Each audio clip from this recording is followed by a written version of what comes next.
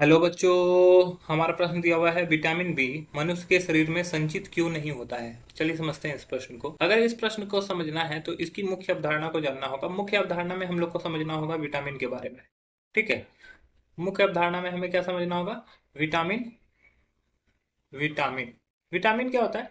Vitamin हमारे शरीर में दो तरह का होता है। एक जो होता है, एक विटामिन वैसा वो विटामिन होता है, वैसे विटामिन विटामिन जो वसा में घुलनशील होते हैं। ठीक।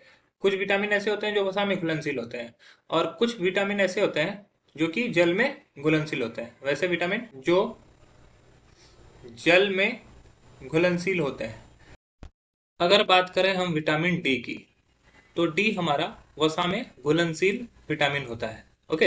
जबकि विटामिन बी की बात करें तो विटामिन बी जो होता है ये जल में घुलनशील होता है, क्योंकि जल हम लोग के शरीर में संचित नहीं होता। वसा जो होता है हमारे शरीर में संचित होता है। ठीक है। तो वसा संचित होगा तो हम लोग के शरीर में अन्य विटामिन भी संचित हो जाएगा। लेकिन चूंकि विटामिन बी जो होता है जल में घुलनशील होता है और जल हमारे शरीर में संचित नहीं होता, ये क्या होता है, रोटेट होते रहता है हमारे शरीर में। हम लोग के शरीर से यूरिन के रूप में या फिर स्वेट के रूप में ये निकल जाता है, पसीने के माध्यम से या पेशाब के माध्यम से ये हमारे शरीर से निकलते रहता है। फिर हम लोग पानी पीते हैं, तो इस तरह से जल क्या होता है, रोटेट होते रहता है। तो विटामिन बी भी क्या होता है कि जल के साथ साथ बाहर निकल जाता है। अतः तो हम लोग बोल सकते हैं कि अ, विटामिन बी, हम लोग बोल सकते हैं विटामिन बी मनुष्य के शरीर में संचित नहीं होता, क्योंकि यह पानी में घुलने वाला विटामिन है। विटामिन बी पानी में घुलने वाला विटामिन है, अतः यह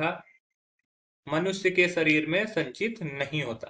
मनुष्य के शरीर में संचित नहीं होता। आशा है कि यह प्रश्न आपको समझ में आया होगा। धन्यवाद।